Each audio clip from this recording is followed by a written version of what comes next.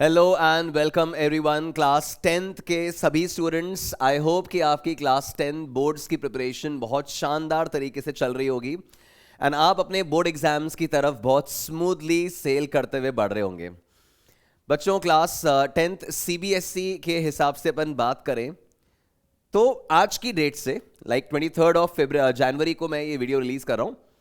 तो आज की डेट से करीबन 20 से 22 दिन का टाइम स्पैन आपके बोर्ड एग्जाम को स्टार्ट होने में बचा है, राइट। 15 फरवरी से आपका ये एग्जाम स्टार्ट होना है। तो आज से करीबन 20 से 22 दिन के आसपास का आपका टाइम स्पैन है और मैं अपने आज के वीडियो में एक फाइनल स्ट्रैटेजी कि लास्ट 20 डेज में आपको क्या स्ट्रैटेजी फॉलो करनी चाहिए सो दैट आप अपनी परफॉर्मेंस को बिल्कुल नेक्स्ट लेवल पे ले जा सकें। आप अपनी एक्सपेक्टेशंस के अकॉर्डिंग, अपनी स्ट्रेंथ, अपने टैलेंट के अकॉर्डिंग या शायद उससे भी ज़्यादा परफॉर्म कर सके। मेरी कोशिश होगी कि इसी तरह के कुछ पॉइंट्स मैं आपको अपने आज के सेशन में बता पाऊं सो दैट अपनी परफॉर्मेंस में आप कॉन्फिडेंटली आगे बढ़ें और अपनी एक्सपेक्टेशंस और जैसा मैंने कहा अपने टैलेंट के अकॉर्डिंग एग्जाम्स में परफॉर्म करके आ सकें, राइट। तो दोस्तों, in case you have not subscribed to this channel तो चैनल को आप सब्सक्राइब कर लें, बिकॉज जैसे ही आप 10th क्लियर करेंगे, 10th से जब आप 11th में जा रहे होंगे तो भी ऐसा काफी सारा यूजफुल कंटेंट जो है वो इस चैनल पे अवेलेबल रहेगा। So make sure you have subscribed to the channel ताकि चैनल के अपडेट्स आपके पास आते रहे। बच्चों देखिए, ऑब्वियसली आप काफी कुछ अपने सिलेबस में रिवाइज कर चुके होंगे, काफी सारा कंटेंट आपने कर लिया होगा। ऑब्वियसली आप एक रिवीजन प्लान के थ्रू ही काम कर रहे होंगे, रिवीजन प्लानिंग के अकॉर्डिंग ही आप चल रहे होंगे। आपने स्कूल में भी काफ़ी सारे टेस्ट दिए हैं, प्री बोर्ड्स वगैरह दिए हैं। जिन कोचिंग्स पे आप पढ़ रहे हैं उन कोचिंग्स पे भी आपने ऑब्वियसली कुछ टेस्ट सीरीज वगैरह दी होंगी, काफ़ी सारा प्रैक्टिस किया है। और आने वाले डेज का भी हो सकता है ऑलरेडी आपके पास एक प्लानर, ऑलरेडी आपके पास एक मेथडोलॉजी रेडी हो। ऑब्वियसली डेफिनेटली हो सकता है, फेयर इनफ, गुड इनफ कि आप अगर ऑलरेडी एक प्लानिंग के अकॉर्डिंग चल रहे हो तो डेफिनेटली आप उसको इंप्लीमेंट करते रहिए। और इन केस मेरे इस डिस्कशन से, मेरे इस वीडियो से आपको कुछ वैल्यू एडिशन मिल पाए, कुछ पॉइंट्स, कुछ टेक अवे मिल पाए तो उसको डेफिनेटली अपने स्केड्यूल में इनकॉर्पोरेट करने की कोशिश करें। और इन केस आपने कोई स्केड्यूल नहीं बना रखा है, इन केस आपका कोई प्लानिंग अभी नहीं बना हुआ है, तो बच्चों ये वीडियो डेफिनेटली आपके लिए बहुत शानदार प्रूव होने वाला है, राइट। तो चलिए अपने इस वीडियो में आगे बढ़ते हैं। तो गाइस देखिए, फर्स्ट ऑफ ऑल मेरे हिसाब से आप सभी स्टूडेंट्स अपने स्कूल के प्री बोर्ड्स वगैरह से फ्री हो चुके हैं, है ना। आपका मोस्टली टाइम जो है वो अभी घर पे स्पेंड होता है, या तो आपकी कोचिंग में, अगर आप ट्यूशन जाते हैं, आप कोचिंग जाते हैं तो या तो वहां पे आपकी टेस्ट सीरीज चल रही होगी या फिर वहां पर भी आपकी टेस्ट सीरीज फिनिश हो गई होगी। स्कूल से आप फ्री हैं and you are available at home for the complete day. आप पूरा दिन घर पे हैं। नाउ गाइस, ये एक ऐसा ड्यूरेशन होता है जिसमें इधर यू मेक इट और ब्रेक इट। कई सारे बच्चे इस कंप्लीटली फ्री टाइम, जब वो घर पे हैं, कोई स्कूल नहीं जाना पड़ रहा है, कोई कोचिंग नहीं जाना है, पूरा दिन घर पे है, या तो बच्चे उसको बहुत कंस्ट्रक्टिवली यूज करके अपनी परफॉर्मेंस को बहुत एलिवेट कर लेते हैं, या फिर उसको बहुत डिस्ट्रक्टिवली यूज करके अपना पूरा रूटीन, अपना पूरा स्केड्यूल बिगाड़ कर और डाउनग्रेड हो जाते हैं। तो आपके हाथ में है that either you break it or make it in these next 20 days, right. तो अब मेरे अकॉर्डिंग आपको ये 20-22 दिन की क्या स्ट्रैटेजी फॉलो करनी चाहिए, उसमें बच्चों मेरा सबसे पहला पॉइंट ही यही है कि आपका जो रूटीन स्कूल जाने का बना हुआ था, बच्चों जो रूटीन आपका स्कूल जाने का बना हुआ था कि करीबन 7:30 इन द मॉर्निंग आपको स्कूल पहुंचना होता था, या 7:45 8 o'clock आपको स्कूल पहुंचना होता था। तो उसके लिए आप स्कूल बस, वैन या अपने ओन व्हीकल से भी जाते थे, तो करीबन 6 बजे के आसपास आपके उठने का रूटीन बना हुआ है ना। बहुत टाइम से आपका मॉर्निंग 6 o'clock उठने का रूटीन बना हुआ है। बच्चों उस रूटीन को ब्रेक मत कीजिए। जिस तरह का शानदार रूटीन आपका बना हुआ है कि आप 6 बजे के आसपास उठ जाते हैं, फटाफट से रेडी होके ब्रेकफास्ट वगैरह करके स्कूल जाने के लिए आप रेडी थे, 8 o'clock के आसपास आपकी स्कूल में पढ़ाई स्टार्ट हो जाती थी, तो यार घर पे भी यू मेक श्योर कि 8 बजे के आसपास you are on your study table. आप 8 बजे हर हाल में 7:30 to 8 o'clock के बीच में अपनी सेल्फ स्टडी घर पे स्टार्ट कर दीजिए। तो उस स्केड्यूल को बिगाड़ना नहीं है, that is my main first point, कि अपने स्केड्यूल को बिगाड़ना नहीं है। मॉर्निंग में सिंस स्कूल नहीं जाना है तो 9 बजे उठ रहे हैं, सुबह 10 बजे उठ रहे हैं, इस तरह से अपने रूटीन को डिस्ट्रॉय मत करो। This is my sincere advice, ठीक है। तो ये तो पहली बात। नाउ कंसिडरिंग कि आप सुबह टाइम से उठ गए और अपना एक प्रॉपर रूटीन बना के आप पढ़ने वाले हो, इस बात पे आप अग्री किए, राइट। तो बच्चों सबसे पहले आने वाले 20 दिन का आपको एक प्लानर तैयार करना है, राइट। आने वाले 20 दिन का एक रियलिस्टिक रिवीजन प्लान आपको तैयार करना है। वो रिवीजन प्लान कैसे तैयार करना है उसका डिटेलिंग में आपको बताता हूं, है ना। सारे सब्जेक्ट्स को प्रॉपरली टाइम एलोकेट करेंगे, पूरे सिलेबस को कुछ कुछ सेक्शंस में, कुछ कुछ हिस्सों में बांट देंगे। अपने जो 5 मेन सब्जेक्ट्स हैं, science, social science, maths, English and Hindi, in subjects को कैसे अपन को टाइम एलोकेट करना है, पूरे दिन में कैसे डिस्ट्रीब्यूटेड वे में पढ़ाई करनी है, वो मैं आपको पूरा क्लैरिटी के साथ बताता हूं कि अपना रिवीजन प्लान किस तरह से बना सकते हैं, right. So make a realistic time table for the remaining days, prioritise your subjects, allocate time slots. कैसे बनाना है देखो यार, मोटा मोटा अपन देखें तो अपने साइंस में करीबन 13 चैप्टर्स हैं, मैथ्स में अराउंड 14 चैप्टर्स आपके हैं, सोशल स्टडीज में अराउंड 20 चैप्टर्स हैं।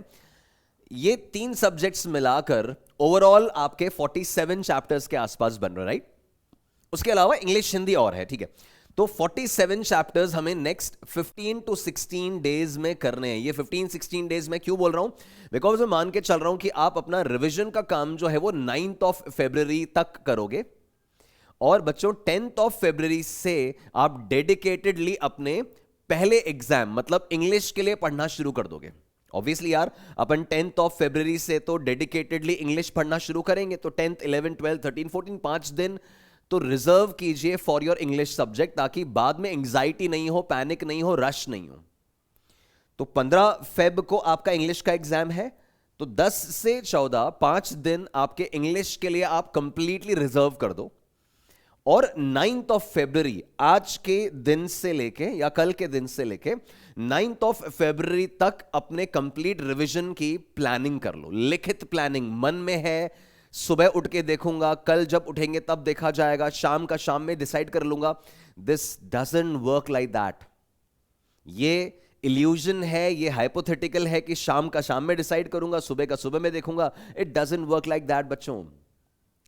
तो आपके पास एक रिटन प्लानिंग होनी चाहिए कि मैं नेक्स्ट 15-16 डेज में मतलब 9th February तक अपने कंप्लीट सिलेबस को कैसे डिस्ट्रीब्यूट करने वाला हूं, इस चीज को लिखिए।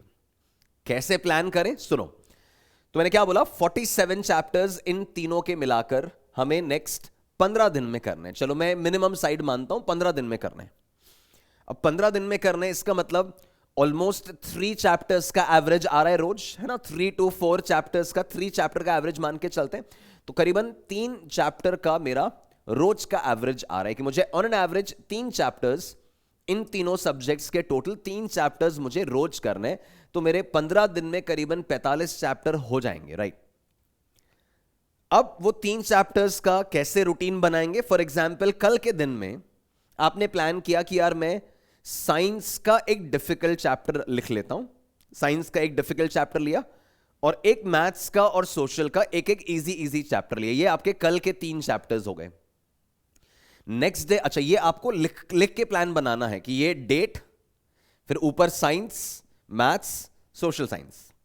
कल की डेट में साइंस का कौन सा चैप्टर करूंगा, मैथ्स का कौन सा करूंगा, सोशल का कौन सा करूंगा, ठीक है।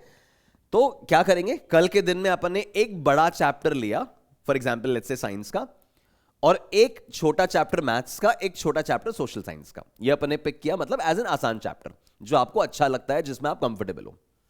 नेक्स्ट डे के प्लानर में क्या किया, अगले दिन के प्लानर में आपने 2 डिफिकल्ट चैप्टर्स लिए, जैसे साइंस का एक डिफिकल्ट, फिर मैथ्स का एक डिफिकल्ट, और फिर सोशल का एक आसान ले लिया।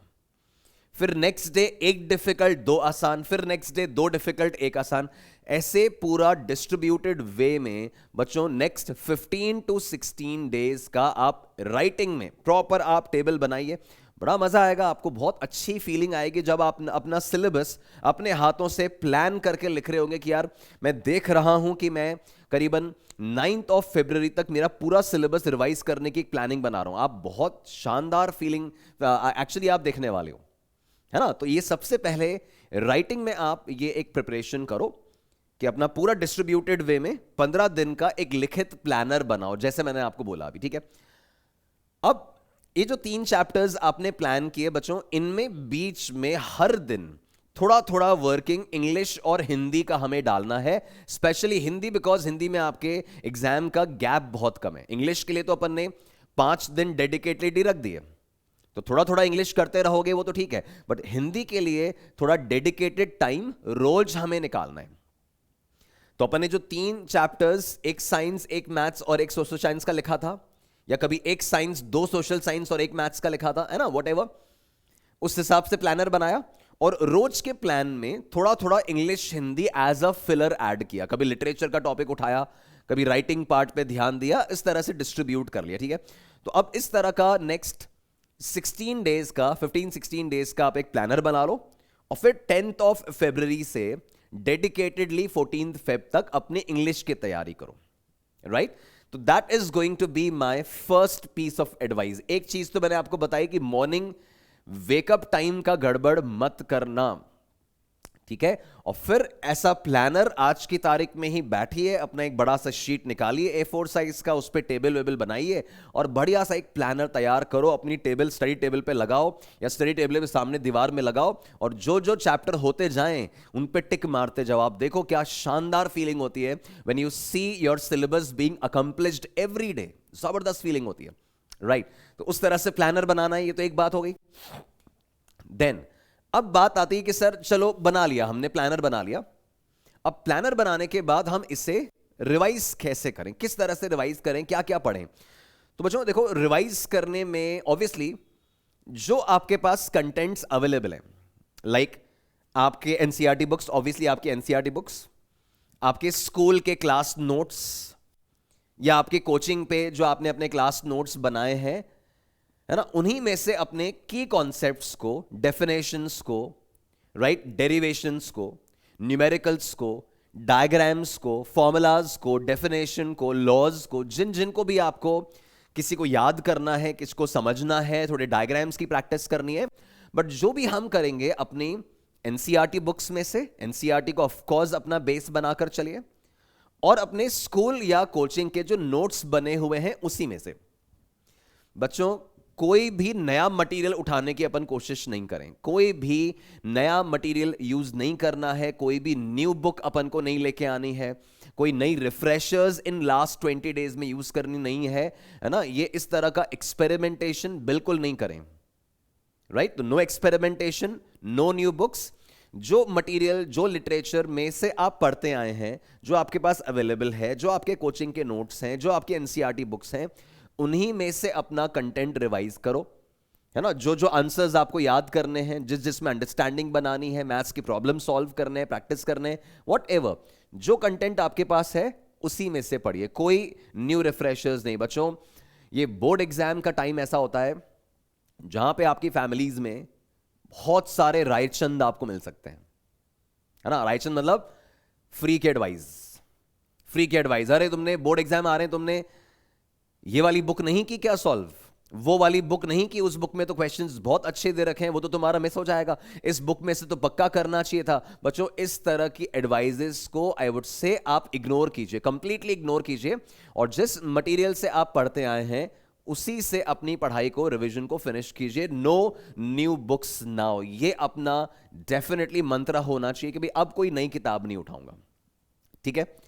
तो रिवीजन प्लानर अपना बन गया, रिवीजन कैसे करना है, क्या क्या करना है, नई बुक नहीं उठानी है, वो बता दिया। तीसरा स्टेप अपना आता है, no this is going to be the most important step, this is going to be the most important step, और ये एक बहुत बड़ा रोल प्ले कर सकता है आपके इंप्रूवमेंट में, बहुत बड़ा रोल प्ले कर सकता है आपके इंप्रूवमेंट में। Solving previous year question papers,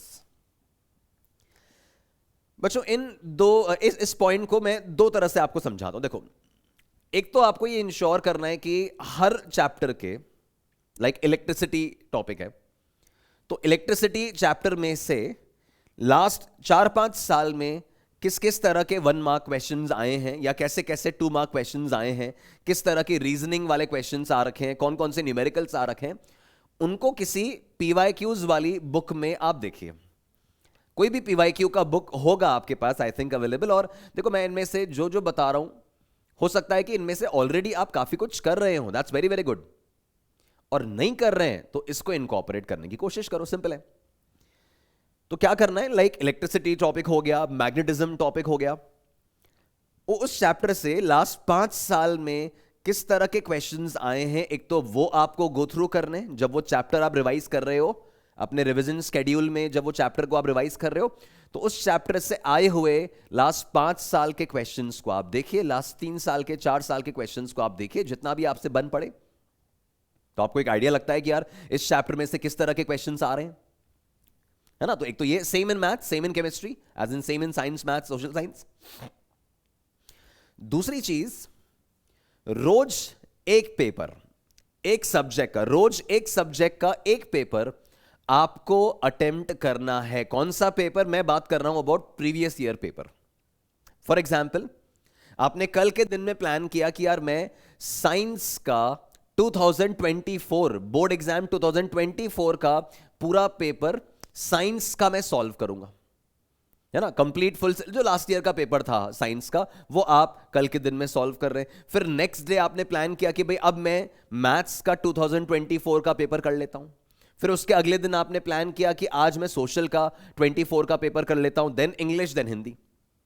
उसके अगले दिन आप 2023 के पेपर्स उठा लो, है। तो जो सीबीएसई के पेपर्स हैं, हर दिन एक सब्जेक्ट का एक पेपर अपने को सॉल्व करना है, बाकी पूरा दिन अपना रिवीजन करते रहो, बट रोज एक पेपर अपने को हर हाल में सॉल्व करना है। बच्चों, ये पीवाईक्यूज वाला पॉइंट आपकी प्रिपरेशन को अलग ही लेवल पे लेके जा सकता है। लिटरली जितना कॉन्फिडेंस आपको पीवाईक्यू सॉल्व करने से आएगा ना, उतना कॉन्फिडेंस आपको अपनी एनसीईआरटी घुमा घुमा कर नहीं मिलने वाला है। This is definitely going to be a very very crucial step, जिसको आपको इग्नोर नहीं करना चाहिए। अगर आप ऑलरेडी कर रहे हो तो डेफिनेटली वेरी वेरी गुड, नहीं कर रहे हो तो दिस इज अ मस्ट। तो एक तो मैंने बताया कि हर चैप्टर के पीवाईक्यूज देखने हैं, वो तो ठीक है। अलॉन्ग विद दैट एक एक एग्जाम पेपर 2024 का, 2023 का, एक एक एग्जाम पेपर, एक सब्जेक्ट का एक पेपर रोज सॉल्व करना है, राइट। अब जैसे आप वो रोज एक पेपर सॉल्व करोगे तो अगला मैटर सबसे बड़ा आएगा टाइम मैनेजमेंट प्रैक्टिस करने का। तो जब वो पेपर आप सॉल्व कर रहे हो, किस बात का ध्यान रखोगे, ध्यान इस बात का रखोगे कि वो पेपर आपको उसी रियल टाइम में सॉल्व करना है जब आपका बोर्ड एग्जाम होने वाला है ना। तो सीबीएसई के हिसाब से 10:30 to 1:30 में आपका बोर्ड एग्जाम है, that is a designated time. तो उसी 10:30 से 1:30 के बीच में जब आपका बोर्ड एग्जाम होने वाला है बच्चों, उसी 10:30 से 1:30 के बीच में, ये 3 घंटे के स्पैन में आप अपने बोर्ड एग्जाम का जो ये प्रीवियस ईयर पेपर सॉल्व करने का मैं बोल रहा हूं ना, रोज उसी ड्यूरेशन में एक एग्जाम पेपर लिखिए। प्रॉपर वो एग्जाम कॉपी जो आती है रेक्टेंगुलर शेप का, या बोर्ड एग्जाम में जैसा भी कॉपी आता है वैसे ही लाइए, है ना। एक रियल टाइम प्रैक्टिस बनाओ और उसके अंदर रोज एक पेपर 10:30 to 1:30 के अंदर अपने को सॉल्व करना है। उससे आपका पूरा टाइम मैनेजमेंट का प्रैक्टिस हो जाएगा। अदरवाइज हम इल्यूजन में चलते हैं कि हाँ हो जाएगा पेपर, आराम से हो जाएगा, इसमें क्या डिफिकल्ट। आपको प्रॉपर एक टाइम मैनेजमेंट बना के चलना है। तो 10:30 to 1:30 में ही रोज एक पेपर सॉल्व करोगे। अब अपन क्या चाहते हैं एग्जाम में, अपन ये चाहते हैं एग्जाम में कि सर ना मेरा पेपर ना सर करीबन 20 मिनट पहले खत्म हो जाए। यही हर कोई ये चाहता है कि सर 20 मिनट पहले खत्म हो जाए और फिर मैं एक बार 2 बार अपना पूरा पेपर पढ़ लूं, ताकि कुछ गलती तो नहीं हो गई, कुछ छूट तो नहीं गया, क्वेश्चंस का ऑर्डर उल्टा पुल्टा तो नहीं हो गया, कोई क्वेश्चंस रीड करना ही छूट तो नहीं गया। तो I want to revise my paper completely. Then कि सर जो जो कीवर्ड्स हैं मेरे आंसर्स में, जो जो कीवर्ड्स हैं उनको मैं प्रॉपरली अंडरलाइन कर लूं पेंसिल से, जो जो मेरे डायग्राम्स बनाए हैं उनको मैं अच्छा कर लूं, उनकी लेबलिंग ढंग से कर लूं, किन किन आंसर्स में मुझे एग्जाम्पल्स देने थे वो मैंने मेंशन कर लिया, है ना, जो मुझे मार्जिन्स वगैरह छोड़ने थे उसको मैंने चेक कर लिया। तो हर चीज बच्चा चाहता है कि सर मैं एक बार ना फिनिशिंग टच अपने पेपर को दे के आना चाहता हूं, और इस कारण से मैं 20 मिनट पहले अपना एग्जाम फिनिश करना चाहता हूं। बच्चों, घर की प्रैक्टिस में भी इसी को इंप्लीमेंट करने की ट्राई करो। इस तरह से अपनी प्लानिंग बनाओ कि आप 10:30 के आसपास पेपर स्टार्ट करें। अपनी आदत ये बनाइए कि करीबन 1:10 के आसपास आपका पेपर फिनिश हो जाए, और नेक्स्ट 20 मिनट्स आप अपने पेपर को पूरा रिवाइज करो, है ना। देखो कहीं कुछ छूटा तो नहीं है, कुछ गलती तो नहीं है। जितने भी आपके कीवर्ड्स हैं हर आंसर में, 5 लाइंस का आंसर लिखा है आपने, आधे पेज का लिखा है, पूरे पेज का लिखा है, अपने आंसर्स में कीवर्ड्स को अंडरलाइन करो, है ना। द वर्ड्स जिनको आप चाहते हैं कि एग्जामिनर पढ़े, जिनको आप हाईलाइट करवाना चाहते हैं, आप उन्हें अंडरलाइन करो, और वही प्रैक्टिस अपने घर के टेस्ट में बनाओ। बच्चों, जिस चीज को रिहर्स करके रखोगे वही तो फाइनल डे इंप्लीमेंट होगा। यार, कितना भी धुरंधर खिलाड़ी हो, कितना भी बढ़िया कॉमेडियन हो, कितना भी शानदार परफॉर्मर हो, कोई भी फाइनल मैच में, फाइनल स्टेज परफॉर्मेंस में रिहर्सल के बिना नहीं जाता है। और बच्चों, वो रिहर्सल उसी की करता है जो वो परफॉर्मेंस एक्सपेक्ट कर रहा है फाइनल डे पे, है ना। तो जैसा परफॉर्मेंस आप फाइनल डे पे एक्सपेक्ट करते हो, जिस तरह का एग्जाम आप फाइनल डे पे खुद से करवाना चाहते हो, आपको उसी की रिहर्सल करनी चाहिए। यार, विराट कोहली भले ही टॉप बैट्समैन है, बट स्टिल रिहर्स करना बंद कर दिया है क्या? नेट प्रैक्टिस करना बंद कर दिया है कि नहीं करते हैं ना? हर मैच से पहले प्रॉपर नेट प्रैक्टिस करके ही फाइनल मैच में जाते हैं, तो अपन अपनी रिहर्सल कैसे छोड़ सकते हैं? So we will have to prepare for the final day every day. सुना मेरा स्टेटमेंट? ये you will have to prepare for the final day every day. हर दिन उस फाइनल दिन की तैयारी करनी है, तभी जाके तो हम जैसा एक्सपेक्ट कर रहे हैं वैसा to the mark, up to the mark काम करके आ पाएंगे। तो रोज एक सब्जेक्ट का एक पेपर सॉल्व करना है पिछले सालों का, और उसी टाइम में सॉल्व करना है जब आपका बोर्ड एग्जाम होने वाला है। उसी तरह से सॉल्व करना है जैसा आप बोर्ड एग्जाम सॉल्व करना चाहते हो। तो ये आपको इमेंसली हेल्प करने वाला है, इमेंसली हेल्प करने वाला है। फिर नेक्स्ट पॉइंट देखो। अब धीरे धीरे बच्चों की विचारधारा क्या हो जाती है, जो ईमानदारी से पढ़ते हैं, जो बच्चे ऑनेस्टली पढ़ते हैं, वो क्या करते हैं कि सर बोर्ड एग्जाम आ गया तो अब I can not afford to lose time, मैं ऐसे ही टाइम किल करना अफोर्ड नहीं कर सकता। तो they start studying for long hours, 5-5 घंटे, 6-6 घंटे, 4-4 घंटे एट अ स्ट्रेच पढ़ रहे हैं। वैसे तो यू माइट बी सरप्राइज कि नहीं नहीं सर, हम तो इतना पढ़ते ही नहीं है, नहीं पढ़ते हैं इतना लंबा लंबा, तो इट्स ओके, नहीं चाहिए अपने को। बट इन केस अगर 5-6 घंटे, 7 घंटे एट अ स्ट्रेच पढ़ रहे हो, बच्चों अवॉइड दिस। आपको बीच बीच में शॉर्ट ब्रेक्स डालने चाहिए, डेफिनेटली डालने चाहिए। तो आप करीबन 1.5 से 2 घंटा एट अ स्ट्रेच पढ़ो, और फिर 15 से 20 मिनट, 20 से 30 मिनट का एक ब्रेक ले लो। कोई दिक्कत नहीं है इसमें, कोई दिक्कत नहीं है इसमें। पूरा दिन 5-5, 6-6 घंटे पढ़ने बैठे हुए हैं, किताबें लेके बैठे हुए, नहीं बनेगी एफिशिएंसी उससे। तो बच्चों, अपना फोकस, अपना कंसंट्रेशन बनाए रखने के लिए आप 1.5 से 2 घंटे एट अ स्ट्रेच पढ़ो, और फिर 20 से 30 मिनट का एक ब्रेक लो। देन 1.5 से 2 घंटे दोबारा पढ़े, फिर 20 से 30 मिनट का अपने ब्रेक लिया। इसी फॉर्मेट में अपना डे प्लान करो। यार, 15 to 16 इयर्स की एज ग्रुप में you can not expect yourself to maintain the focus and concentration for 6 long hours. कैसे पॉसिबल है? 11th-12th के बच्चे ही नहीं करते अपनी IIT मेडिकल की तैयारी में। अपन 10th में खुद से एक्सपेक्ट कर रहे हैं कि 6-6 घंटे अपना फोकस बना रहेगा, नहीं बनता यूजुअली। इट्स ओके, है ना। It's completely all right to take small breaks, right. तो 2-2 घंटे के पॉकेट्स में पढ़ाई कीजिए, और बीच में आधे घंटे का ब्रेक डालते रहिए to maintain focus and attention. अपना पूरा कंसंट्रेशन बना रहेगा अगर अपन छोटे छोटे ब्रेक्स बीच में डालते रहेंगे। This is again a very very important point. खुद को ओवर स्ट्रेस्ड, ओवर एग्जॉस्टेड नहीं बनाना है। एक थका हुआ मन आपको अच्छा परफॉर्म करके नहीं दे सकता, राइट। एक बोर्ड मन आपको अच्छा परफॉर्म नहीं करा सकता। एक over exhausted, over utilised brain आपको कैसे अच्छा परफॉर्म कराएगा जब आप उसको कंप्लीटली एग्जॉस्ट कर दोगे बोर्ड से पहले ही। तो कीप इट रिलैक्स्ड, है ना, लेट इट बी कि उसको आप छोटे छोटे ब्रेक्स दीजिए, उसको आप रिलैक्स करने दीजिए, उसको let it take it space, right. तो ये पॉइंट आई होप समझ में आया और क्लियर हुआ। फिर इसके बाद अगली चीज जिसमें आप सबसे ज्यादा लापरवाही करते हैं, that is taking care of your health. बच्चों ये एक ऐसी चीज है जिसमें मेजॉरिटी जनता, क्लास 10th की मेजॉरिटी जनता जो है वो परेशान होती भी है और परेशान करती भी है।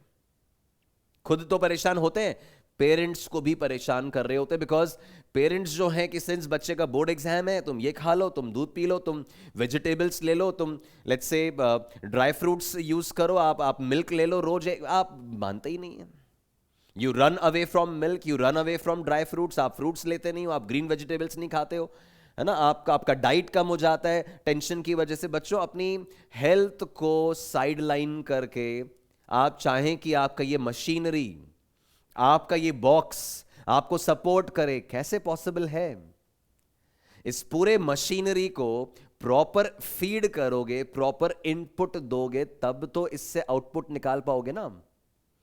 तो हेल्थ को इग्नोर करके कोई भला नहीं होना है आपका, कि मेरे पास तो अभी टाइम नहीं है फ्रूट्स का, मेरे पास तो अभी टाइम नहीं है मिल्क का, मुझे डिस्टर्ब मत करो। ये this is not the way.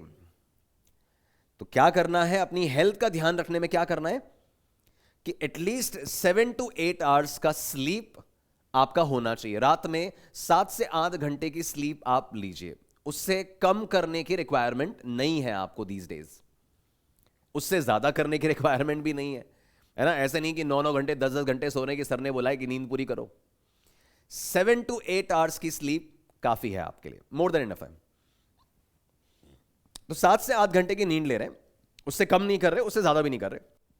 Along with that अपनी डाइट में green vegetables, fruits, dry fruits, milk, ये जो जो चीजें पॉसिबल हो पाए अपनी डाइट में डेफिनेटली इनकॉर्पोरेट करो। मुंह मत बनाइए जब मम्मी मिल्क का ग्लास आपकी टेबल पे रख के जा रही हैं, ड्राई फ्रूट्स की एक प्लेट वो रख के जा रही हैं, आप इग्नोर मत कीजिए उस चीज को। बच्चों हर वो चीज जो डायरेक्टली और इनडायरेक्टली आपकी मदद कर सकती है पढ़ाई में, वो आपके एकेडमिक्स का हिस्सा है, डोंट इग्नोर दैट। ठीक है, तो अपना फोकस बनाए रखने के लिए यू नीड दैट कि आपका न्यूट्रिशियस फूड, है ना। अच्छा, जंक कंप्लीटली अवॉइड करना है, पिज्जा बर्गर पास्ता वगैरह सब बंद कर दो, अब प्रॉपर अच्छा फूड लीजिए, कोई ऑयली फूड बहुत ज्यादा मत लो, लेथार्जिक फील करोगे, नींद आएगी, राइट। तो अच्छा घर का खाना खाएं, जंक फूड अवॉइड करें, बाहर खाना अवॉइड करें, एंड स्टे हाइड्रेटेड। आपका मतलब लिक्विड इंटेक, वाटर इंटेक भी अच्छा होना चाहिए, स्लीप वगैरह proper, vegetables, green vegetables specifically आपकी डाइट का हिस्सा बने, फाइबर कंटेंट, सैलेड्स वगैरह आप अच्छे से लीजिए, मिल्क रोज डेफिनेटली मिनिमम 1 ग्लास आपको लेना है, ड्राई फ्रूट्स वगैरह भी, और इन केस जब जब पॉसिबल हो रहा है आप फ्रूट्स भी अपनी डाइट का हिस्सा बनाएं। ये again it's equally important, ignore नहीं करना है इस पॉइंट को, राइट। देन गाइज अगला पॉइंट जो आपका आता है वो है staying positive, feeling confident, stress management. Again एक बड़ा कॉमन इशू, जैसे जैसे एग्जाम क्लोज आ रहा है थोड़ी थोड़ी एंजाइटी आना, थोड़ा बहुत टेंशन आना बहुत स्वाभाविक है, कैसे नहीं आएगा। ऑलमोस्ट सारे बच्चों के लिए this is the first time जब आप एक अनफेमिलियर सेंटर पे, अनफेमिलियर इन्विजिलेटर के सामने, एक अनफेमिलियर माहौल में एग्जाम देने वाले हो। अभी तक स्कूल में ही बैठ के एग्जाम दिए थे, तो पहली बार ऐसा हो रहा है कि किसी और सेंटर पे जाके, किसी और इन्विजिलेटर के सामने, जहां पे हमारे नॉन टीचर्स नहीं है, हमारे आसपास दोस्त भी नहीं है, और उनके सामने बैठ के अपन, उनके साथ में बैठ के अपन एग्जाम दे रहे हैं। ऑफ कोर्स एंजाइटी आएगी, ऑफ कोर्स थोड़ा बहुत स्ट्रेस होगा, है ना। कई बार बच्चे स्केप्टिकल होते हैं, डाउटफुल होते हैं कि यार मैं कहीं भूल तो नहीं जाऊंगा, कहीं ब्लैकआउट तो नहीं हो जाएगा, ब्लैंक तो नहीं हो जाऊंगा सारा फॉर्मूला। बहुत बार आपके साथ हो सकता है बच्चों कि आप ऐसे थोड़ा स्ट्रेस फील करें। तो जब जब आपको ऐसा टेंशन फील हो रहा है, एंजाइटी फील हो रही है, आप लो फील कर रहे हो, आपको लग रहा है कि शायद मैं सब कुछ भूल गया हूं, नहीं भूले हो बच्चे, ट्रस्ट मी, आप नहीं भूले हो। इतनी मेहनत करके आप यहां तक पहुंचे हो, कैसे भूल जाओगे, कैसे आपकी मेमोरी से चला जाएगा वो। ये सिर्फ आपका एक साइकोलॉजिकल फियर है जो आपको रोक रहा है, आपको कॉन्फिडेंट होने से रोक रहा है। क्या कीजिएगा ऐसे टाइम पे, जस्ट अपनी आंखें बंद करके, जब भी आपको थोड़ा स्ट्रेस फील हो रहा है, जब भी आपको थोड़ा टेंशन फील हो रहा है, अपनी आंखें बंद करके अपनी ब्रेथ पे फोकस करें, अपना डीप ब्रीदिंग स्टार्ट करें। जैसे ही आप अपनी ब्रेथ पे फोकस करने लगते हैं, आपका दिमाग डाइवर्ट होता है उस टेंशन से। अपनी ब्रीदिंग पे फोकस करें, है ना, इनहेलेशन एक्सहेलेशन, इनहेल कर रहे हो एक्सहेल कर रहे हो करीबन 20 बार 30 बार 40 बार, जब तक आप नॉर्मल फील नहीं कर रहे हो तब तक आप अपनी ब्रीदिंग पर वापस से फोकस करें, रिलैक्स करें, खुद को समझाएं कि यार तूने बहुत अच्छे से तैयारी की है, पूरे साल भर पढ़ाई किया है, इतने सारे टेस्ट दिए हैं, कोचिंग पे गए हैं, स्कूल गए हैं, प्री बोर्ड्स दिए, प्री बोर्ड्स भी दिए हैं, इतना टेस्ट देने के बाद, इतना पढ़ने के बाद क्यों नहीं होगा मुझसे? ऐसे खुद को काउंसिल करना पड़ता है बच्चों। And then you fight back कि हाँ यार सही बात है, I should be confident enough, चलो लेट्स गेट बैक टू। क्या स्ट्रेस लेने से, क्या टेंशन लेने से सिलेबस और अच्छे से हो जाएगा क्या, और फटाफट हो जाएगा? नहीं होगा ना। तो काउंसिल योरसेल्फ कि यार ये स्ट्रेस और टेंशन में तो मैं टाइम पास ही कर रहा हूं, let's get back to studies. अपन तो काम की बात करते हैं, राइट? तो पॉजिटिव रहने की कोशिश करें, कॉन्फिडेंट रहने की कोशिश करें, avoid comparisons with your friends. एक मेजर इश्यू जो इस टाइम पे आता है, दोस्त को फोन मिलाया कि भाई तेरा कितना हो गया, आज तूने साइंस में क्या क्या किया, मैथ्स में कितना कर लिया, और सामने वाले ने बोला कि यार मेरे मैथ्स में 2 ही चैप्टर बचे हैं, और आपके 9 चैप्टर्स मैथ्स में बचे थे, आपका टेम्परेचर वहीं ऊपर हो गया, आपका ऊपर नीचे हो गया सब कुछ, कि यार मेरे तो 9 चैप्टर्स बचे हैं, उसका तो मैथ्स निपट गया। Stop comparing yourself. रोज दूसरों से अपडेट क्यों लेनी है? तो stop talking to your friends on phone for long hours. तूने कितना कर लिया, मैंने कितना कर लिया, वो कुछ नहीं होना है ना। अपना अपना रिवीजन प्लान बनाओ, अपने अपने हिसाब से पढ़ाई करो। दोस्तों से अगर कंस्ट्रक्टिव डिस्कशन कर सकते हो, काम की बात कर सकते हो तो ठीक है, अदरवाइज अवॉइड दैट डिस्कशन। कोई काम का नहीं है वो, कोई मतलब नहीं है। तूने कितना कर लिया, मैंने, that will just add to either your anxiety और हिज एंजाइटी। कोई मतलब नहीं है ना। तो फॉरगेट अबाउट कि उसने कितना कर लिया, उसका कहानी सुन के आपको क्या फायदा हो जाएगा? आपको अपने हिसाब से चलना है ना। तो ये कंपैरिजन नहीं करेंगे।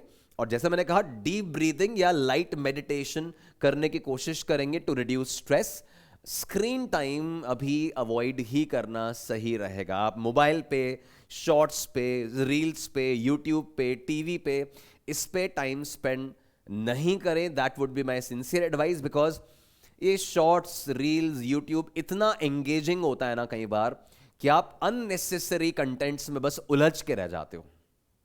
हाँ, कभी कभार आप कोई काम का कंटेंट देख रहे हैं, कोई लेक्चर आपको देखना था, है ना, कोई वीडियो आपको अपने सिलेबस से रिलेटेड देखना था कि भाई आपको अर्जेंसी थी, रिक्वायरमेंट थी, तो आपने देख लिया, दैट्स ओके। बट आप जस्ट रैंडम रील्स घुमा रहे हो, रैंडम शॉर्ट्स में आप इन्वॉल्व हो, वेब सीरीज में लगे हुए हो, टीवी सीरियल, भाई मत करो। इस पॉइंट ऑफ टाइम पे डिस्ट्रॉय हो जाओगे, लिटरली डिस्ट्रॉय हो जाओगे, कचरा भर रहे हो अपने मन में आप। So avoid that, right? तो no comparison with your friends, no long talks on phone, no screen time या मिनिमम स्क्रीन टाइम। स्ट्रेस के टाइम पे डीप ब्रीदिंग करनी है, थोड़ा थोड़ा मेडिटेशन करना है, और खुद को काउंसिल करते रहना है कि नहीं यार, ढंग से काम करूंगा, ढंग से मेहनत करूंगा तो अभी भी मेरे पास बहुत चांस है कि मैं अपनी डिजायर्ड, अपनी एक्सपेक्टेड परसेंटेज ला पाऊं। ठीक है, sounds good. Next then guys, final point जो मेरी तरफ से आ रहा है कि अपने एग्जाम एसेंशियल्स को अभी से रेडी कर लें। लाइक योर आईडी प्रूफ जो आपको लेकर जाना है ना, आधार या स्कूल का ID, what ever is required. आपके एडमिट कार्ड्स का प्रिंट मान लो आपको लेकर जाना है, या आपको अपनी स्टेशनरी रेडी करनी है, आपको कुछ मान लो इन केस आपको प्रोट्रैक्टर चाहिए, आपको कॉम्पस वगैरह चाहिए, जो भी आपके रिक्वायरमेंट है आपके एग्जाम डे की, बच्चों उसको पहले से तैयार करके रखो to avoid that last minute stress. Final day पे हम ढूंढते रहते हैं कि यार एडमिट कार्ड का प्रिंट निकालना रह गया, फोटो तो खिंचवाई नहीं। जो भी आपके एग्जाम डे के रिक्वायरमेंट्स हैं, डॉक्यूमेंट्स वगैरह के फॉर्म में, आईडी प्रूफ वगैरह के फॉर्म में, उनको पहले से रेडी करके रखो ताकि लास्ट डे रश नहीं हो, लास्ट डे पैनिक नहीं करे अपन को वो सब टेंशन नहीं चाहिए। ठीक है बच्चों, लिटरली बता रहा हूं, अपने एक्सपीरियंसेस से बता रहा हूं, this is actually going to be a memorable year for you. आप अपने एक बहुत ही अच्छे फेज में राइट नाउ चल रहे हैं। भले आपकी प्रिपरेशन अच्छी है, आपकी प्रिपरेशन बुरी है, वॉट एवर, बट आपका एक बहुत ही क्रूशल फेज ये क्लास 10th के फॉर्म में चल रहा है। कैसे? बिकॉज आप देखो, ये आपकी पूरी एकेडमिक जर्नी में ना एक माइलस्टोन बन जाता है। आपकी पूरी एकेडमिक जर्नी में एक माइलस्टोन बन जाता है। आप देखिए, मतलब आज मुझसे कोई भी पूछता है ना कि यार आपने क्लास 10th कौन से ईयर में की थी, आंसर मेरे टिप्स पे होता है। आपने क्लास 12th कौन से ईयर में की थी, मेरे टिप्स पे होता है। बट कोई अचानक से मुझसे पूछ ले कि यार क्लास 5 आपने कब क्लियर किया था, तो मैं कैलकुलेट करता हूं यहां, ये एक रुक जाओ, और मैं बेंचमार्क किसको बनाता हूं, मैं 10th को ही बेंचमार्क बनाऊंगा कि 10th कब किया था। अच्छा भाई, अब 5 साल पीछे चलते हैं। तो दिस इज समथिंग जो आप अपनी लाइफ टाइम याद रखोगे। क्लास 10th का बोर्ड एग्जाम लाइफ टाइम। तो इस जर्नी को चीयरफुली आप निकालिए। आपके एग्जाम के पहले वाले दिन, आपका एग्जाम का ड्यूरेशन, इसको मेमोरेबल बनाइए, इसको एंजॉय करते हुए आप आगे बढ़िए, आप चीयरफुली आगे बढ़िए। और अगर आप सारे काम सही कर रहे हो ना, तो स्ट्रेस या टेंशन का कोई रोल ही नहीं है। आप अगर अपनी तरफ से वर्किंग प्रॉपर कर रहे हो, तो फिर क्यों टेंशन लेनी है, फिर क्यों अपन को स्केप्टिकल होना है, क्यों सेल्फ डाउट में जाना है, क्यों ओवर थिंकिंग में जाना है, क्यों एप्रीहेंसिव होना है। तो एक बहुत ही इंपॉर्टेंट पीरियड आप अपनी लाइफ का जी रहे हैं इस समय। इसको जितना चीयरफुली, जितना हैप्पीली, जितना एंजॉय करते हुए निकालोगे, ये उतना ही आपके लिए मेमोरेबल बनता चला जाएगा, है ना। ऑब्वियसली आप 20 साल बाद भी मैं आपसे सडनली पूछूंगा ना कि बच्चों 10th बोर्ड कौन से साल में दिया था, आई गारंटी यू आप टिप्स पे होगा और आप विद इन 2 सेकंड्स मुझे आंसर दे रहे होंगे कि सर इस साल किया था। इतनी इंपॉर्टेंस है ना क्लास 10th की अपनी लाइफ में, तो भाई उस चीज को एंजॉय तो करो, उसको मेमोरेबल तो बनाओ, right. So I wish you all the luck, I wish you all the best, I wish you कि आप जबरदस्त परफॉर्म करके आए, अपनी एक्सपेक्टेशंस, अपने टैलेंट के अकॉर्डिंग परफॉर्म करके आए। आपका एग्जाम बहुत शानदार होने वाला है और मेरे सारे पॉइंट्स को इंप्लीमेंट करने की कोशिश जरूर करें। जो जो पॉइंट्स आपको एक्चुअली यूटिलिटी के लगे हैं उनको तो इनकॉर्पोरेट करो, और बाकी पॉइंट्स पे भी गिव इट अ थॉट कि यार काम का है या नहीं है, ठीक है। तो उम्मीद करता हूं कि आपके एग्जामिनेशंस बहुत शानदार होंगे और बहुत बढ़िया तरह से स्मूथली अपने एग्जाम्स की तरफ बढ़िए। I wish you all the best. God bless you. Thank you, guys.